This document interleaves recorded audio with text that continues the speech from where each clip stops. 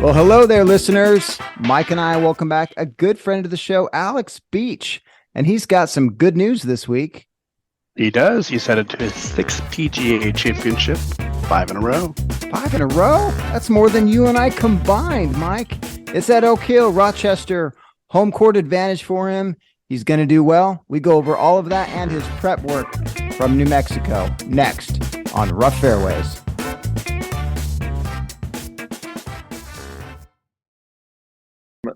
Flew back from New Mexico Thursday night, went down to Palm Beach for 2 days, and just got back up to New York last night. So it's been kind of a whirlwind of the last couple of days.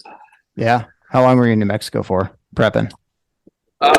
We got out there, the tournament, the days always confuse me. It starts Sunday. I flew out Wednesday afternoon. Okay. So three full days plus the 4 days of tournament. Yeah. And so after the first round, 76, what was you thinking? Frustration. It was tough. That first round, I didn't play poorly. I think got a little bit on the wrong side of some weather. It was certainly really hot, really windy. Especially that back nine, which was fairly exposed. And, I've watched the coverage. Most of it was on TV, and I hit it well. I really did. I mean, there were some tough pins, and I made arguably one bad swing. I had a couple shots early in the round that I hit pretty well that just ended up like through the fairway into some kind of a bush or got some unfortunate lies in the fairway. But I made a swing on 17 that it wasn't a bad shot, but the wind was kind of protected on that tee box as soon as the ball got past it. I mean, it was on the right side of the fairway going pretty straight with my little baby cut, and a gust hit it, and it ended up 35 yards into the crap on the left. So it probably moved a good 80 yards across your radio dial there. It was Wow. Yeah, and then into the epicenter of a bush, and that led to a pretty nasty double. But, after round one, it was frustrating. I mean, yeah. I was kind of hopeful the next morning. I knew with an early tee time, albeit it was going to be chilly, but the secondary course wasn't as demanding. It just wasn't in the best shape. So I hit a lot of good shots there. And but to answer your question, after round one, I was kind of by necessity having to refocus a little bit. Gotcha. Yeah, so you guys played Twin Warriors on first round, and then you played Santa Ana, and then Twin for the round 3 and 4. Correct. And so the ones that they were on that showed on TV that I was watching on the fourth round was obviously Twin Warriors. Is Santa Ana? There's no trees on anywhere. I mean, I don't think New Mexico believes in trees, but yeah, it's a tough time to be a tree on a golf course. Yeah. No, Santa Ana, there's trees. I mean, it's not like Oakmont-esque, but it's very, it's further down the hill, so it's relatively flat compared to Twin Warriors. Mm-hmm. But every hole seemingly is like a kind of an awkward dog leg, so you really had to pick your lines off the tee pretty well. And visually, there was a lot of, deserty stuff, we'll call it that, just bushes and sand and crap between every hole. So it was still target golf, and the fairways were fairly generous, but there just wasn't much grass on them. So, I hit it pretty darn good all day long, and seemingly just about every shot except for one ended up in some kind of a bear depression, borderline divot, which just makes it frustrating. The wind was blowing, it was still chilly, and the greens were bumpy. And listen, everyone went through it. I'm not complaining, but it's just right when you're in a position like that, when I really need to go and try to shoot what I thought would be a pretty under par round and stripe it, and just you keep seeing these bad breaks. It just can't help but frustrate you. But lucky to get through that. I mean, the one swing where I made a double, it's the stupidest thing I've ever heard of. It had started to warm up. That was my 11th hole. Mm-hmm. And I changed from one sweater to another, and maybe some people can relate to this. Blaming it on the sweater. I love it. This is new. 100%. Listen, that wasn't my fault. It never is. And, Alex. it can't be. And I put, one of like, it's kind of like more of like a compression feeling sweater. And literally it was the first swing I made and I kind of got stuck. And, I didn't have as much like freedom, and the shot ended up in a bunker and just decided to bury itself like an emu, and made a really, really crappy six. But, other than that, when I finished, obviously I was the second group out. I thought it would be close to making the cut. But I will say that was a very, very long afternoon of sitting there with my phone and refreshing and seeing if, by the grace of God, I was going to make it into that top 90. I mean, obviously you threw the sweater away, right? Burnt. I didn't throw it away, but it will be a giveaway here very quickly. Yeah. Goodwill. Signed it and gave it to Goodwill in New Mexico. I'm hitting up Goodwill in New Mexico. I'm getting that beach sweater. Yeah, they got some polo down there. It's good. But no, it's just the stupidest thing ever. But it's one of those things where, Yeah, no, I get it. I get stuck every time on my downswing, and I wear pajamas for when I play golf. So I get it. Shirtless. It happens. It's the things that the rest of the people don't think about, but always make sure your clothes fit well, which mine do. It was just one of those things that I'm going to blame it on that, because ultimately that's kind of what happened. But long day. And again, I kind of got behind the 8 ball after round one, and I didn't think 1 under was good enough, but and you made it on the number, right? I made it on the number, and even beyond that. So the top 90 out of 312 make the third round. As I'm sitting there watching my phone all afternoon, again, because I was the second group off in the morning. So I figured I finished at lunchtime, and the last group, the second to last group put the flag in at probably 8:00. And I, along with everybody else at +3, bounced around somewhere between, beginning when I put the flag in, when I finished, I was like 135th.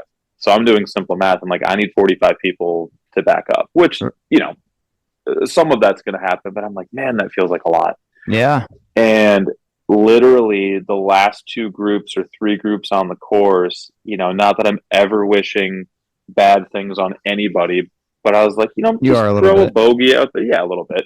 Throw a couple bogeys out there. Like, you still get to play if you go to 3, but you let the rest of us in. And I was just sitting there all day like, man, I would really love to have another chance at Twin Warriors, because I played it and I played great. I didn't get any breaks. A lot of my putts went to like a foot rather than going in the hole. And I was like, if I could get another crack at it, I could try to make a run at this. I've kind of created a pattern of putting myself behind the 8 ball in tournaments, which causes me to refocus a little bit, whether it's right or wrong. And so literally like the second to last group, some guy or 2 guys went from whatever to +3 or above. And so as I went to sleep Monday night, I was T90th, which made it on the number. And there was actually one group that needed to finish the next morning, and he made a bogey as well. So I moved up to T89. But yeah, I mean, it was on the number by the skin of my teeth. Doesn't matter how you got in. Listener, I want to remind you who we're chatting with. He's a good friend of the show. It's Alex Beach. He's been a PGA professional member since 2012, a little over 11 years now. Alex, you're getting old. Plays out of he plays out of Metropolitan for PGA section. He's got a pretty cool home club too for all you golf nerds out there. He plays out of Westchester Country Club. And Alex, this is your 5th straight PGA Championship appearance. Yeah. Straight and I couldn't even find any kind of stats, but that has to be more streaks than some PGA Tour players out there. It has to be. I wonder. I mean, I don't dive into that. You think about that? I mean, do you ever text Sean Michiel, and be like, "Hey, what's up?" No. I mean, we've been paired together twice. I don't know if Sean's a text guy or not. I mean, he didn't seem like a text guy. Phone, who knows? But he's still rocking his Samsung. I'm kidding. Phone. Yeah, exactly. No, he's a great guy. But I actually, I'll be honest, I did think about that recently. I get asked a lot. It is still very surreal to me to think that this is my 6th major. in 7 years and fifth PGA in a row. It's kind of all happened, step by step. And to say that I expect to play in it every year is certainly not the right thing, but I hope to. Why not? Now you got to almost expect that, right? 5 in a row.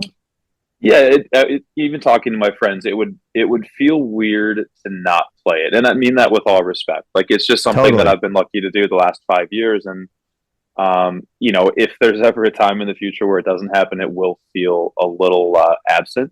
Mm-hmm. But yeah, it's crazy to think, like, some guys have called me like the veteran, which by no means do I feel that way. Some of the other guys that played in the PGA Professional Championship apparently made, very kind remarks that I'm like, the guy to beat out there, like the legend out there. And I don't feel that way. I don't look at myself in that light. But when I do step back and look at the stat sheet, and even talking to a lot of my friends on tour, I mean, yeah, I've definitely played more majors than some guys in the field. I mean, I know some guys who are playing the PGA for their first or second time on tour, and not that they need any advice from me, but then they hear what I've done and they're like, holy cow, that's pretty impressive. Granted, we qualify in a slightly different manner than them, but I think the biggest compliment I can give to myself is I know exactly what to expect. And right.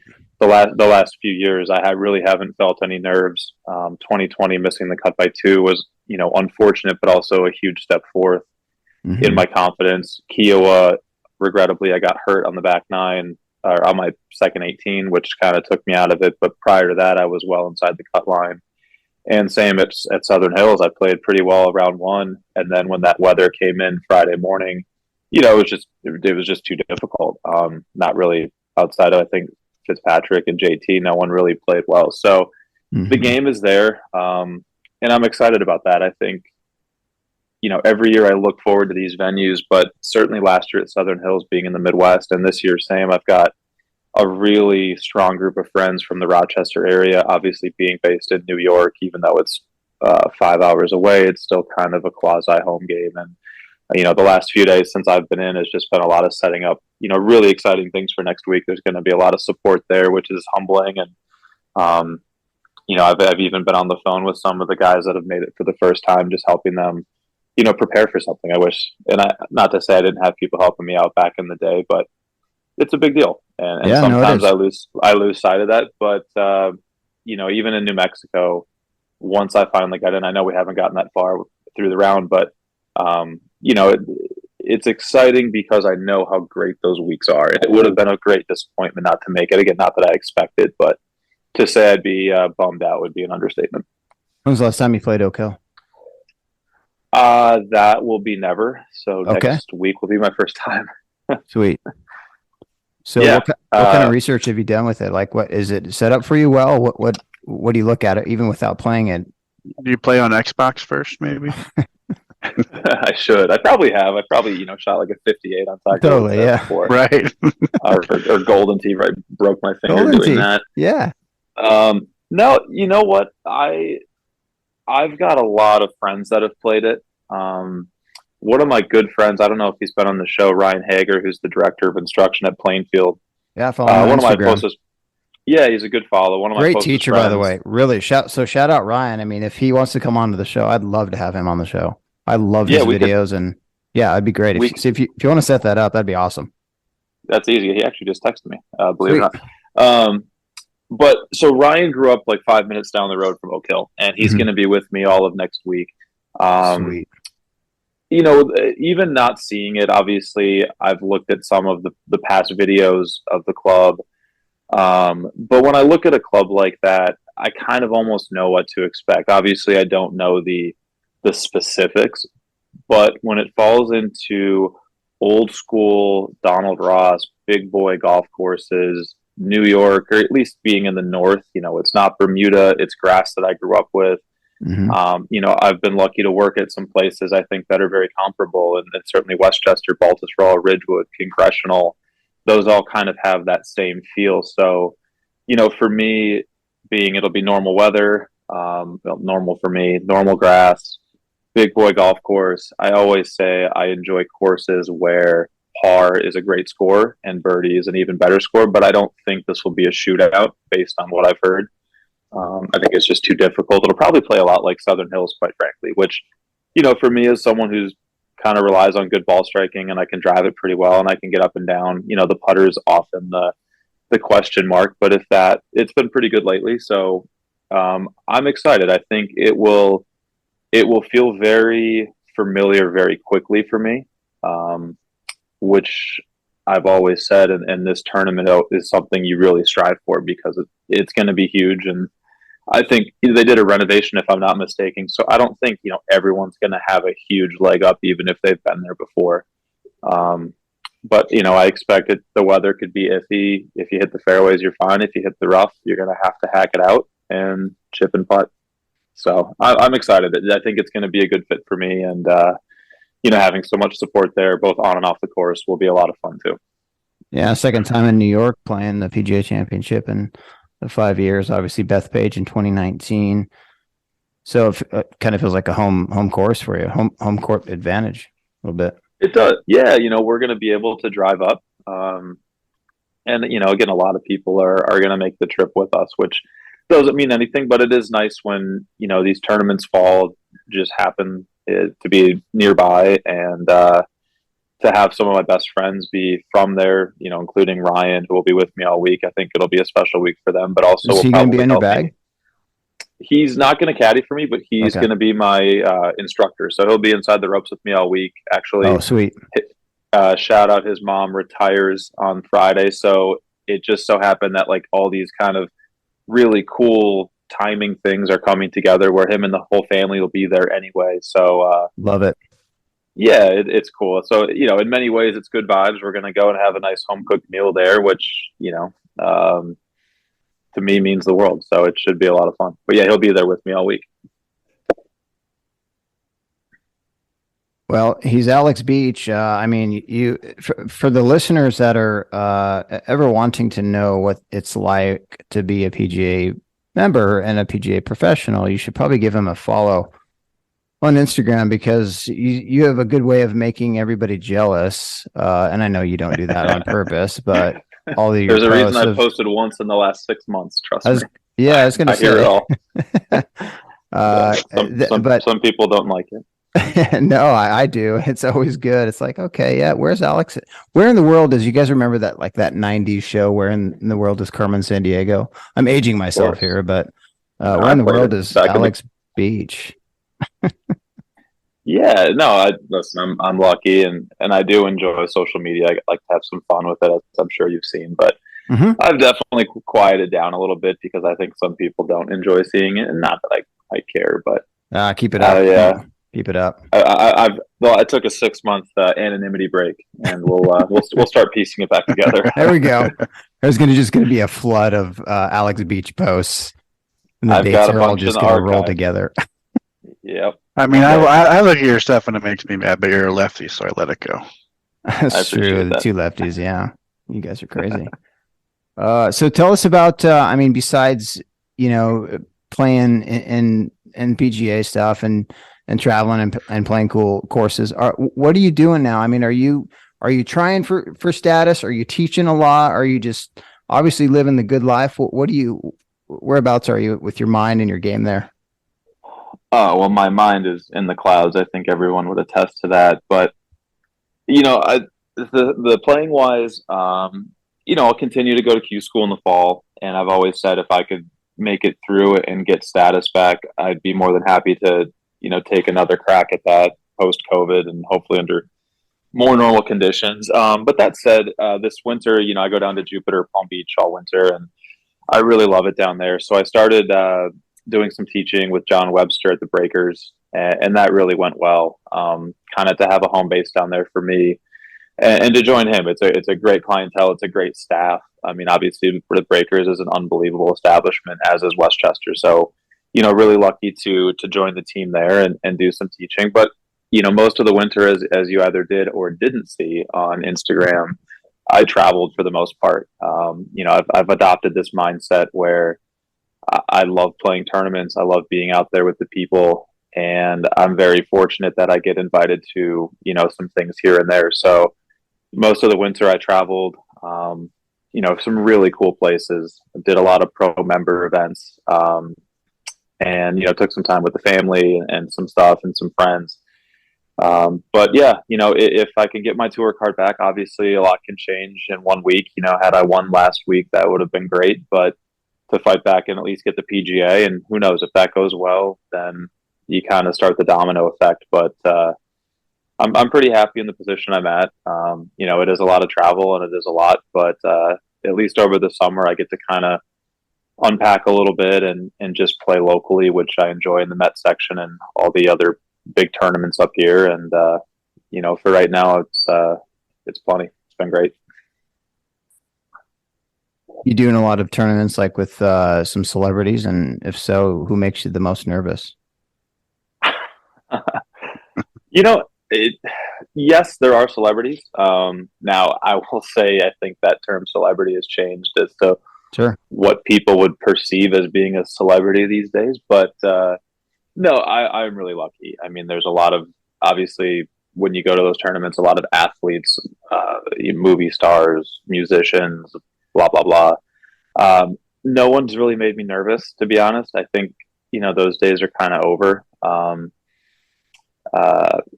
I think, I can't even think of anybody that's really made me nervous. I think my personality, I just enjoy being out there with the people, and, play well or play poorly. I just like to have a great time. And, that way you kind of look back on it. I think after playing, this will be my 12th PGA Tour event and 6th major, nerves become pretty relative. I've played with U.S. presidents before, and anything down the list. Play with? Bush, and Clinton. Okay. Where was that? Bush was Burning Tree, and Clinton Congressional, which was cool back in the day. Nice.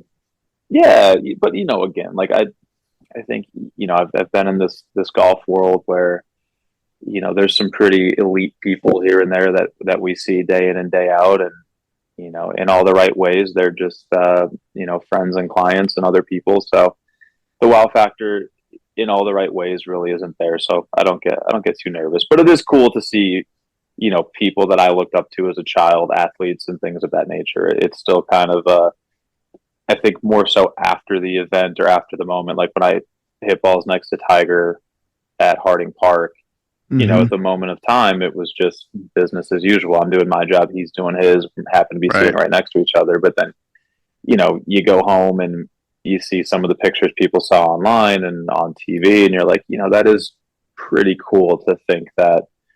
And especially for me, because the trajectory of, my childhood, I don't think was ever going to put me into these positions, but a little hard work and some luck, here we are. But having the opportunity to do things like that, I look back on them very fondly, but I think in the moment, it's nothing but appreciation and admiration, but I don't, I don't think I let it affect me too much, at least while the work is happening.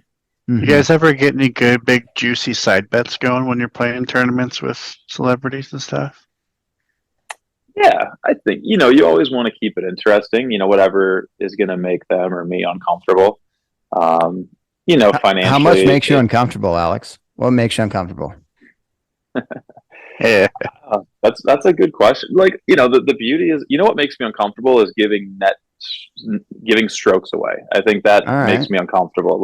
My least favorite term is 5 for 4 and 4 for 3, certainly 3 for 2. But I'm pretty confident in my own golf game. If it's a fair match, I don't think the number scares me too much. So you're not giving pops. I try not to. I've got a lot of friends that I like that. They want them and they get them, but no, the number doesn't make me nervous. Sometimes we'll play for fun things. Honestly, I think I don't mind losing money. Losing to certain people and they know who they are for nominal things, just giving them the bait that they beat me. Maybe that's what makes me nervous, because there's just certain people that'll never let it go. Right. And we all have friends like that. I don't know why we call them friends, but they are acquaintances. Yeah, that's why we love them. Yeah, that's why we love them. Give me a Jack Nicklaus story that we haven't heard. From me? Yeah. Or a Jack Nicklaus story, or your Jack Nicklaus story. I know you've met him, but yeah, I've been lucky to meet him a couple times. I'm sure you're referring to the picture from last year. Sure. So at Matita Conk in Jersey, a good friend of mine, Brent Studer, is the pro, and they had arranged Jack to come up and do a day of charity. There's a lot of members there down at Bears Club, and they flew him up, and it was really cool. And I kind of, as I previously mentioned, in the moment, shaking his hand, saying hi to him, chatting with him, just felt very normal. We took a great photo. Actually, the larger version of that photo. Here's a funny story. I'll tell you. So they were going to do like a fireside chat. You're going to play 18 holes.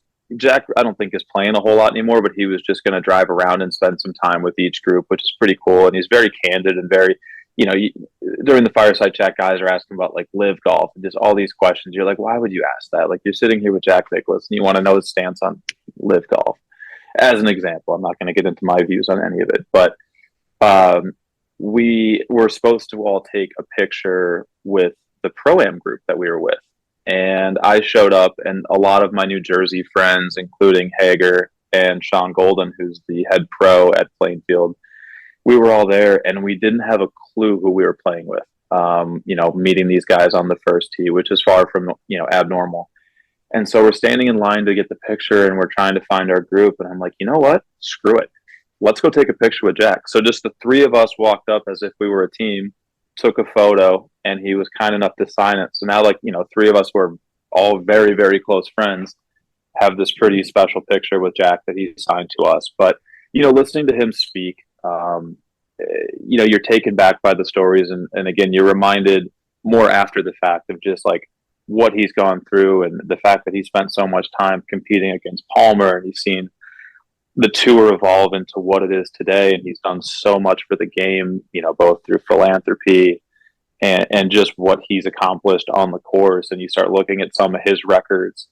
And certainly I'm on the younger side of, Jack's career following, but, relating it to what we're seeing today. And it's like, holy cow, like most of the guys nowadays, like there's not many people comparable to this guy and what he accomplished, no different than Tiger at his time. And, we're seeing some guys try to break out, whether it's Rahm or Scotty. Again, half the guys went to live. So there's an asterisk maybe, but days like that are just so special. And then it's kind of a pinch me moment too. And you mentioned I get to do a lot of cool things, and I am very lucky. But to sit in a room candidly and just listen to Jack Nicklaus tell stories fairly unplugged, not scripted, not being PC in all the right ways. It's truly special. It's one of those days that just reminds me what this game has opened for me and many others, and just kind of how close of a network. I don't think, if you relate that to another sport, I don't think those events happen very often. I'm sure they do, but right. To one of the arguably top professionals in this game, shaking your hand and taking pictures and maybe hitting a shot or two or giving you a swing tip. Those days are pretty special. I think, again, you realize it when you're driving home and you're like, wow, that was really, really that cool. Just That's happened, something. sure. Yeah. Then you get to cherish it forever. And, I've got a pretty cool wall of pictures. And I'm not a big picture guy. Like, I don't seek it out, but it is kind of surreal when I look there and I kind of reminisce on some of the people I've crossed paths with through this journey the last 10 or 12 years, whatever it's been. So that's probably the best story I got from him. I don't have much the unplugged stuff, but it just having experiences like that I think are so special, and that's part of what I really love about this game is just who you get to meet, much like meeting you guys and playing in a PGA and getting to meet everyone there and seeing familiar faces. And even through all this travel that I do, like I think I've flown almost 50,000 miles this year so far, which is nauseating. But like everywhere I go, I know people, and it's not a testament to me knowing a lot of people. It's just how small this community is. Or you talk to somebody on a flight, they find out you play golf. Well, guess what you talk about for the rest of the flight? Right. Exactly. But it's amazing, and they all, when they hear my story, they want to support me and reach out. So it's very humbling. So this is your fifth PGA. Of your previous four, what's been your favorite course? This is my sixth, believe it or not. Oh, okay. 5 straight. Yeah. 5 straight. So that's a great question. My favorite course, and if I can like deconstruct that question a little bit, every PGA for me has been unique. Sure. 2017 Quail Hollow, I would probably say that's the best golf course we've played. I mean, especially after watching the Wells Fargo this week. Mm. I mean, that place is so pure. And it was hard. You know, we had some rain earlier in the week. They had the sub air crank and the greens were rock hard. But, you know, for that to be my first major, it was so out of body. I probably had a different lens on that week than I've kind of adapted, certainly present day. Sure. But being able to be there with my family, not knowing if that was going to be one of one or, you know, presently one of six, that golf course was incredible. Fast forward to Bethpage. I've been lucky now to play Bethpage a ton being in New York. Great week, tough, cold, wet, you know, didn't play great. So I probably don't look back on that as fondly as some of the others. Then fast forward to Harding Park, which was in COVID, so there was no fans. Mhm. And I remember going into that when I finally got the invitation, thinking, here's a really unique opportunity to go and play with probably a small percentage of the pressure that a normal tournament has because there's no one there. It's just going to feel like the three of us going out and playing, and there being some structure and some cameras and whatever, which I've kind of, you know, muted at this point. It's almost like a practice round. It's exactly what it feels like. It feels like a Sunday practice round. So I got paired with, I think, McKeel and Beam, which was awesome. Beamer. And Beamer, he's beautiful. Yeah, he I is. love him. We're like locker buddies, and he's, again, you know, playing in this again, I'll get to see him, and we'll get to, you know, kind of chop it up. But, you know, missing the cut there by 2 shots was a new pressure for me kind of being in the tournament. Mhm. And so I look back on that very fondly. The golf course itself, Harding Park, is fine. I mean, it's very good, but not as memorable maybe as some of the others. Then, you know, Kiowa was like the first event post-COVID. I remember people up north seeing pictures of all the people and being like, don't you feel irresponsible being out there? And I was like, no, but some Mhm. people did. That was the world we lived in at that point. And I played great. And that's when I threw my back out on the 3rd hole of my, you know, second 18, after being well inside the cut line. So I think I shot 2 million in the second round, very painfully, but I played with Wyndham Clark, who won last week, and got to know a lot of great guys. And, you know, so like, I love playing Kiowa. I'm lucky I get to play it multiple times every year in tournaments. Great golf course, but obviously being injured, you kind of like, that stunk a little bit. Right. And then Southern Hills is probably on par with Quail Hollow as just a quality of golf course. I mean, pure golf, great shots get rewarded. There's trouble everywhere, but it's just right in front of you. I mean, it was so good. And I played great, and obviously got stuck on the wrong side of some weather that really made it tough to try and make the cut. But just as a quality of people, membership, and I think it maybe speaks to my Midwestern roots. You know, I felt very at home in Charlotte. They were incredibly hospitable, incredibly nice people, and the same in Tulsa. So those two probably stick out the most in my mind. And I kind of feel like that's going to be a similar vibe in Rochester, with just the quality of the golf course. Jason Ballard, who's the director of golf, is a good friend of mine. We used to work together. Obviously, with the amount of friends I'll have up there, kind of being a quasi home game, but at the same time still being in like a small town. I'll probably come back saying that'll be in the league with the other 3. But that's what I kind of, you know, it's a long-winded answer. I don't think I have one where it's just like that course was incredible, because they're all great. You know, listen, you're playing it in a major. They're as nice as they can be. There's fans everywhere outside of Harding Park, obviously. Mhm. But each one has been such a unique experience with either the weather or getting hurt, you know, being my first, which I don't think I had any expectation playing wise. But the last couple I definitely did. And so to kind of get injured and not fulfill that, to kind of get the wrong side of some weather and not fulfill it, hopefully it's all leading back to, you know, the week after next, and we'll cash in on some of those unfortunate things that we haven't done yet. You working on anything specific heading into Oak Hill, game wise? Not really. I'm playing well.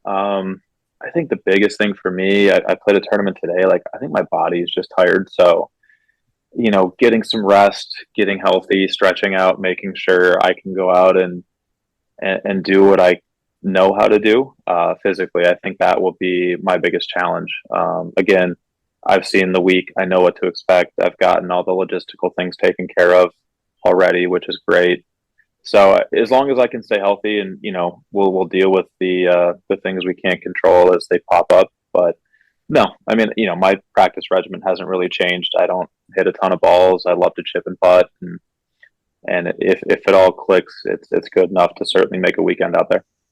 Certainly supposed to have some weather that week. And I know to me, it's always, I think a lot of, for the average fan, they may be like, well, gosh, you got on such a lucky side of the draw or the bad luck side of the weather draw. But it's true, though. It's like, it's a factor. And I mean, this year's Masters, like those guys that I think went late early, I can't remember the weather, but they had such an advantage when they were done, when everybody else had to come back. And yeah, and it's not something I complain about because it's outside the realm of no, what you for can sure control. not. Yeah. But yeah, it stinks. I mean, that's one thing. I was talking with a buddy of mine the other day, and not that the live thing, there is something to be said for everyone playing at the same time.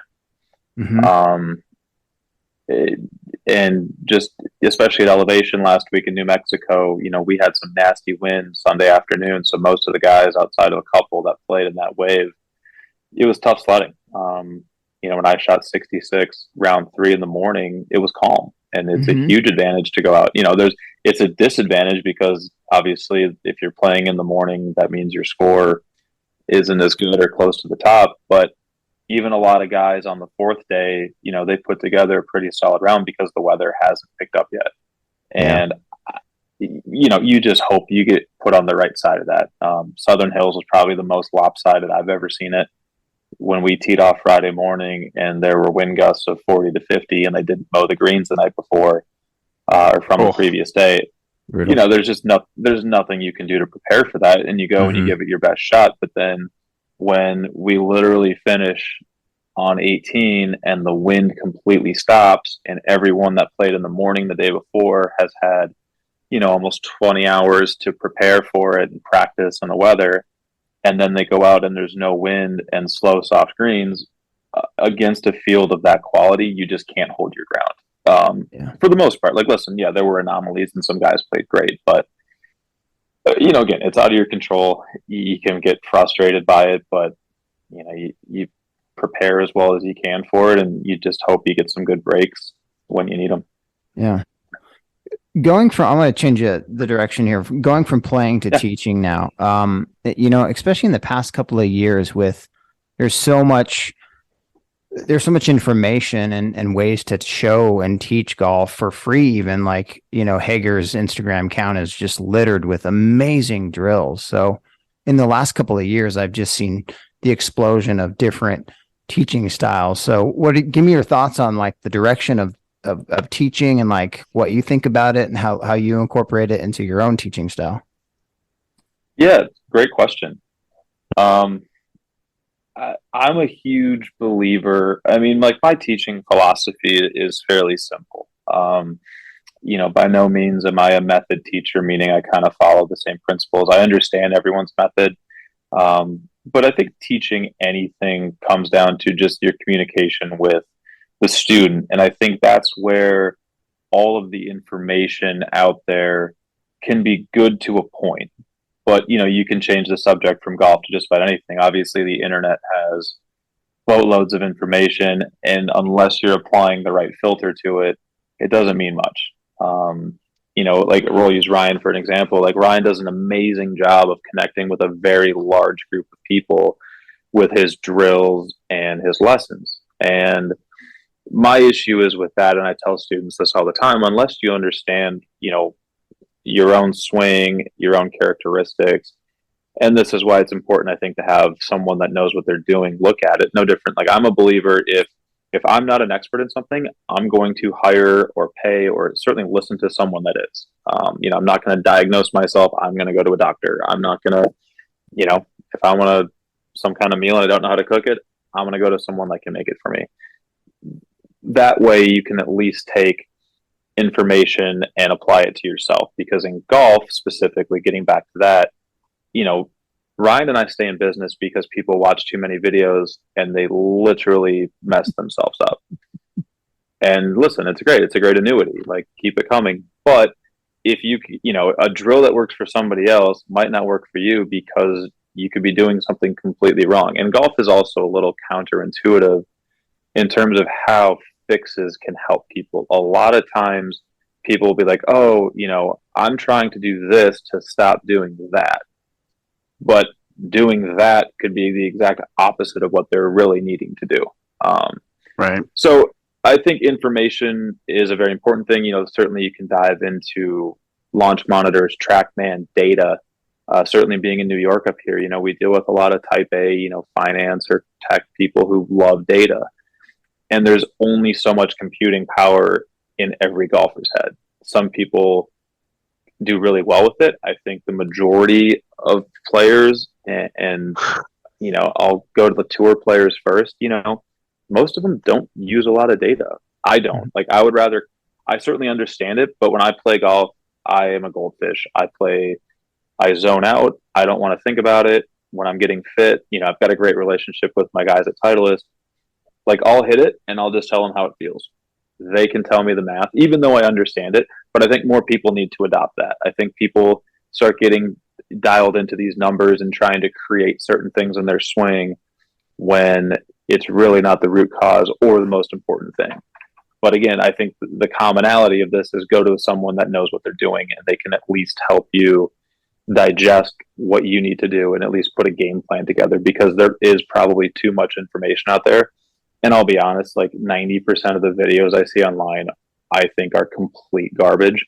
Mm-hmm. But I'm not going to say that to people. That's, to each their own. But, I think that's just the openality of teaching, and everyone's going to have their beliefs one way or the other. And, thinking that one way is right. Golf, I think, is all about effectiveness. So if you can find effective information that works for you, stick with it. But again, I'm more of a simple-minded person. There's more people that are far analytical, and they would disagree with everything I just said, but that kind of proves my point. Mm-hmm. Yeah. But also, I think at some point, and so much of teaching too is a lot of it's the same information. It's just everybody presents it differently, and different people connect differently with different teaching styles. 100%. That's the only thing. I mean, you think back to school as we were kids, and you remember a subject better because of the person that was teaching it. Right. It wasn't necessarily the subject matter. It's they found a way to connect with you on a deeper level. You always remember the teachers versus the subject. 100%.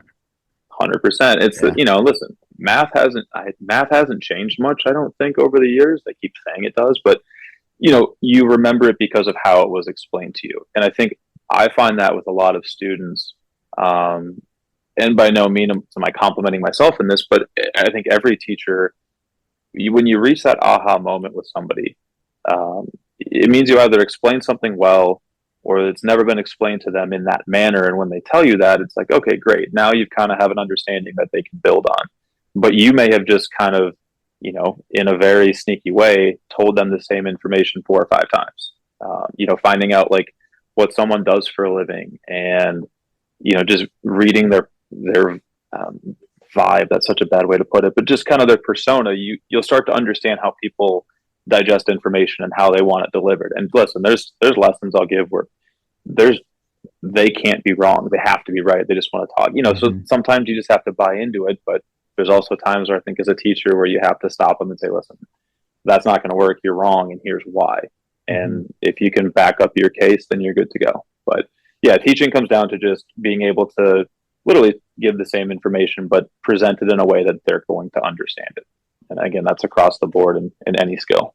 Are you your own coach when you're working on your game? I do all my own stunts. Yeah, I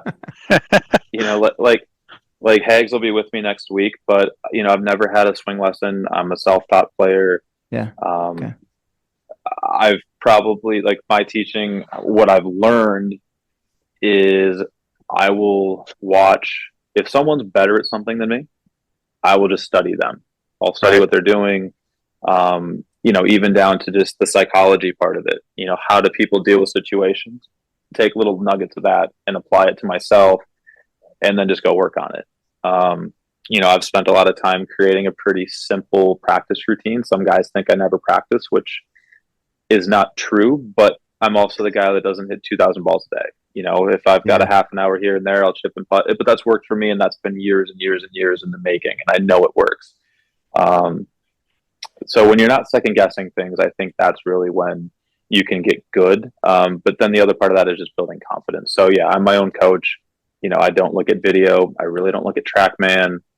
I've always been a field player. Like, I am excellent at hitting the golf cart that's driving around on the range. And like, I tell people to do that because it's like, be creative. I think Spieth said, he's like, I would so much rather go play golf than hit balls, because you're going to put yourself in situations where you have to hit different shots.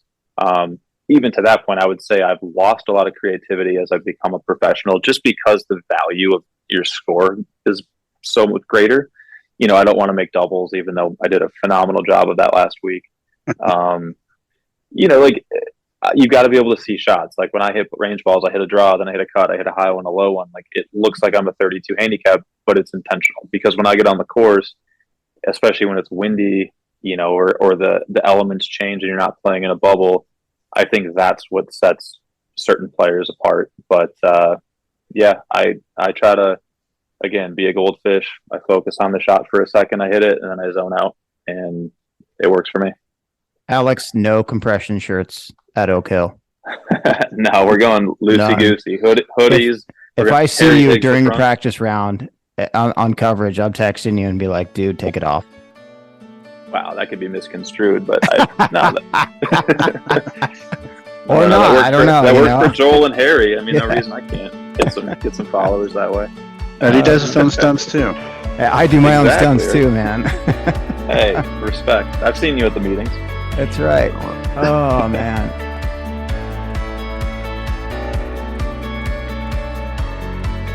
Raw Fairways is produced by Eddie Dunn and Mike Sells. Listeners, if you're keeping score at home, I do my own stunts. There you go. You have it. Alex, good luck this week.